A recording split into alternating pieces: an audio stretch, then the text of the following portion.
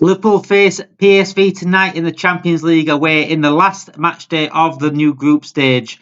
And a point will secure top place with Barcelona breathing down our necks. However, coming second or first doesn't really matter. And Arne Slot was asked about that in his press conference yesterday. And he said, now I knew that it didn't really make much difference between first and second, that he's gone with the squad that he's gone with. And it is a much rotated side from Arne Slot. Which I'm glad he's done that. I'm glad he's given these big guns a rest, like some Mohamed Salah, Gravenberch, McAllister, Alisson. It's good that these guys can have a rest, and I still have faith in the squad that has gone over, the sort of fringe players. I think Gakpo's gone over as a first teamer as well. Obviously, playing PSV is a big moment for him. But I think these French players and these youngsters can have a point to prove, and what a perfect game than a Champions League match to prove a point. So yeah, I'm just going to go over what Arne Slot said yesterday in the press conference on a few things really. Cody Gakpo was also there as well about and answering questions. And Cody Gakpo was actually asked about Liverpool's injuries last season. And you see Arsenal fans online like Liverpool don't get this sort of look. We have injuries all the time. I mean, this season we've had injuries as well. We had Alisson Becker out, we've had Diego Jota out, Curtis Jones has been out now and then. Harvey Elliott's been out a while. Keita has been out, obviously. We have had a lot of injuries. Trent's been out. Konate, Gomez out. You know, we've had to play Endo at centre back. We've had to play Gravenberch at centre back at one stage in the game. So everyone gets injuries, and we certainly have still continued to get them. And which is funny, really, because a lot of Liverpool fans are saying we don't need to buy players because Arne Slot's system will change. Arne Slot's system will change the fact that we're not going to get as many injuries under Klopp, but we've still got as much. But yeah, so Gakpo was asked. I think Mo was also away for the Africa Cup, so that didn't help us as well. He injured himself over there, I think, and then we had Darwin was out with hamstring, Dominic, and so was Curtis. So yeah, we have injuries every single season, and that's, to me, is not really an excuse to push on. And unless it's like major injury, I think Arsenal have had some big injuries like Saka, Saliba, big injuries. Odegaard's been out as well. But really, it's their own fault for not bringing in a striker. It's their own fault for not having more players as well as Saka that can score goals. They can only blame themselves, and this is what I've been trying to say about Liverpool. Yes, we can blame Van Dijk, Gomez, and Matip getting injured in that season in 2021, but we went into the season with 3 centre backs, 2 of them injury prone, and we didn't replace with Lovren. Yes, we're waiting for Konate, but we still should have addressed that situation for that season. And we were top of the league, and then we somehow just came third. We went on an unreal run at the end and came third. We threw the season away, basically. And this is why the same thing again, like, you're top of the league, you don't need signings. It doesn't work like that. We've still got issues in the squad. We're still seeing a left back that, that's not the same anymore. We're still, players are going to get injured, players are going to get tired, and we're running down to ground like we always have. And this is the same thing with Arsenal. You can't complain that you've got injuries if you're not prepared to have those injuries or cover those injuries. I'm not saying it's a direct replacement, but if Saka's missing, you should have someone else that can score goals. You haven't addressed that striker situation. You haven't addressed another extra winger. That's on you. So I think clubs need accountability for, instead of crying about injuries all the time. And I said the same about us. And I said the same about us when it happened as well. And I don't like it. We should look at ourselves sometimes. So Arne Slot was also asked about Van Dijk and the criticism he gets over in England. So in Holland, he got a bit more criticism than he gets over in England. So in Holland, sorry. I think that's just the Dutch way of doing things. I think they're much more critical on their players. And I think I like the honesty, though. I like the sometimes if a player needs criticising. I was, in a very positive way, surprised how good he was on the ball and how he could play football through the lines. From the first day, I was like, wow, this is definitely another level that I'm used to. But people in England were used to this.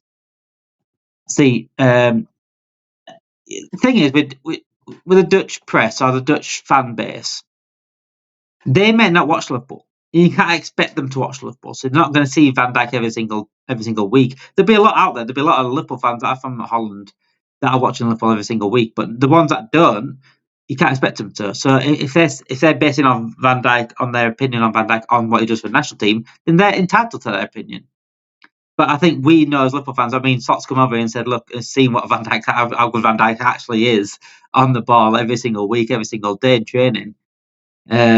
He's like, wow, basically. And he is the best defender I've ever seen at this club. And for me, the best defender that's ever been in this league in terms of ability. And I just think he's absolutely incredible. Van Dijk is such a player that we're going to really miss.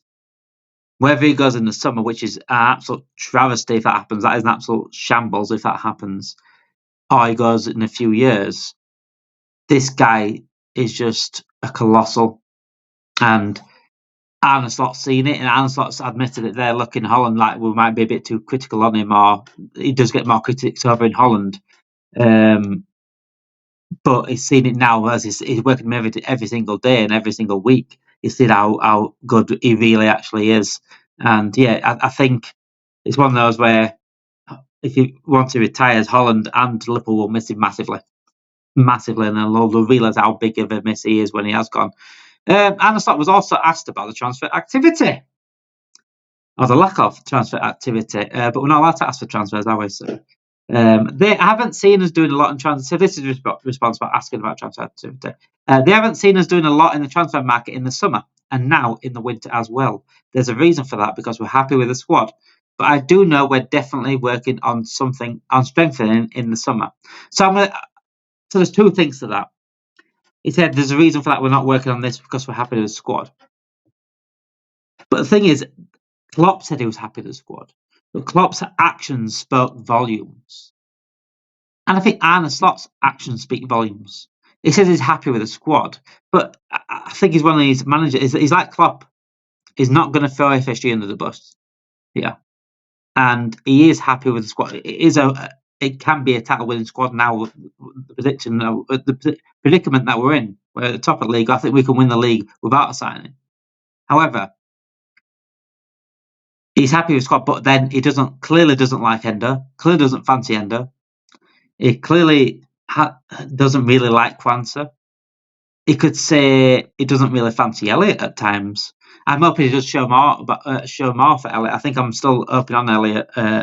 Him showing a little bit more faith in Elliot, but it's clear it clear that he wanted Zubimendi in the summer and didn't want Endo. So really, his actions like Klopp for me is speaking volumes.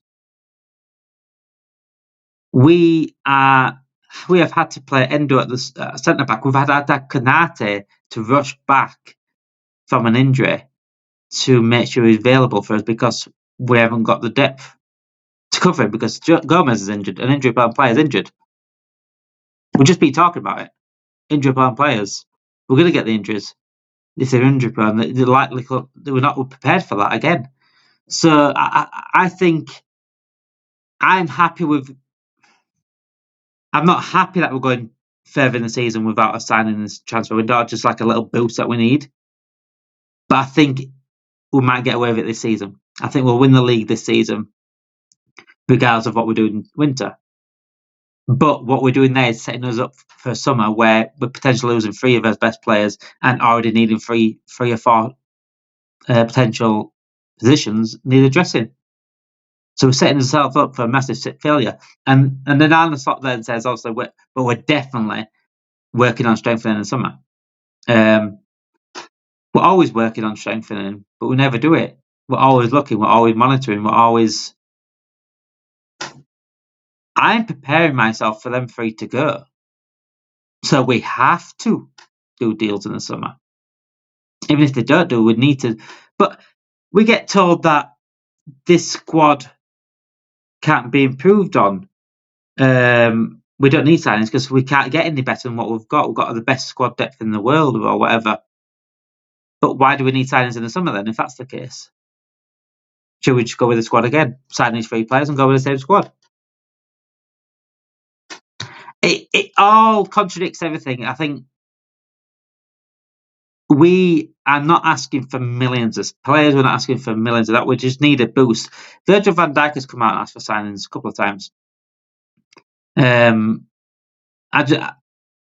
the captain to come out and say that, I think it should have opened a lot of people's eyes. It still hasn't. And it's all right saying, yeah, we're top of the league, we don't need signings. He said the same last year. He said the same 3 years ago. Have you actually forgotten about what you've said or what's happened? And I saw yesterday, which really, really angered me. I saw a journalist on Twitter laugh again at people saying, "Well, we need a couple of signings here, or could do a boost or not." You know what I'm saying? And I've seen them laughing at them, basically like, "Oh, we're top of the league. What are you on about? You don't know what you're on about." Like it's such an arrogance. And I'm gonna say James Pearce now because I saw James Pearce do it 3 years ago. I could pull it up. I saw him 3 years ago. He wrote an article saying we don't need a midfield. It was the year when we needed a midfield, when we need clearly our midfield was crumbling. There's only Fabinho really that was levels, and we're all asking for new midfield, at least one new midfielder or two midfielders. We need at least two really that summer, and we all asked for it. And James Pearce arrogantly, patronisingly laughed at people online saying, "Look, we just won what we've won. What are you on about?" And he wrote an article saying, "Look, we're in the pre-season. We don't need any signings. We're looking good. We're looking sharp. Able to go again." And what happened that season? Our midfield crumbled, just like we thought it would do. And I saw this journalist online yesterday saying, "If we win the league, will you come back and apologise?" What, like these people that when we crumbled, they didn't come back to apologise? Don't be arrogant about this. Because someone wants to sign or two signings. Yes, there's people that go too far. I've said it so many times. People go too far. That FSG out every day or give me a sign. But not everyone's like that. It's clear that boost givers. Look at the Gakpo signing in January. Look at what boost that gives us. Signings do work, and people say, "Oh, you just want a shiny new toy." Virgil Van Dijk was a shiny new toy, by the way. Alisson Becker was a shiny new toy. I just think it's arrogance and a level of disrespect that these people come with. I don't like it. I lose all respect for them. It's shown in the past that a signing would boost the team. It's shown in the past. You better pray we win the league, because I'll tell you one thing, this arrogance ain't going to go anywhere. And we are absolutely enjoying top of the league, and we're not asking for transfers all the time or whatever. But we see, and Virgil van Dijk's not. He's come out and said he wants transfers. Is he just asking for transfers all the time? You got to keep the same energy. And I don't like his arrogance. I don't like his arrogance that some people in his fan base think they can have. And how dare you ask our club to strengthen? To me, it's such patronising ways and looking at people. It's a nonsensical, and I think it's downright disrespectful. It's downright disrespectful, and I lose a lot of respect for people that are like that. I'm willing just to have a simple conversation, about certain things, and say, "Yeah, I understand why you want to strengthen, but it is what it is." Don't fucking laugh off people, because it's proven before that them people are right, and them people were right. But you didn't come back to apologise for that. Keep the same energy. No one's asking us not to win the league just to prove them right. They're not doing that. So let's keep the same energy. Let's keep the same thing. So yeah, I digress. But I just don't like arrogance. I don't like patronising people, and I just don't like it. I don't like it at all. Yeah, so we do play PSV tonight in the Champions League, which is in a game where the point was to secure top place, but like I said, top and second is not really much difference to the draw. But Liverpool fans, you can grab yourself some popcorn tonight, enjoy the last match in the Champions League, because it's going to be a lot of drama, a lot of swapping and changing in the league table, and it's going to be exciting. And we can just chill, watch our game, hopefully we'll win. I think we will win. And don't forget to join us later for our live match preview for the Liverpool game, 6:30 GMT time. So UK time is 6:30. So live preview on here. Join us in the comments. Whatever fan you are, Liverpool fans especially, join us in the comments. Thank you for watching. Have a great day, guys.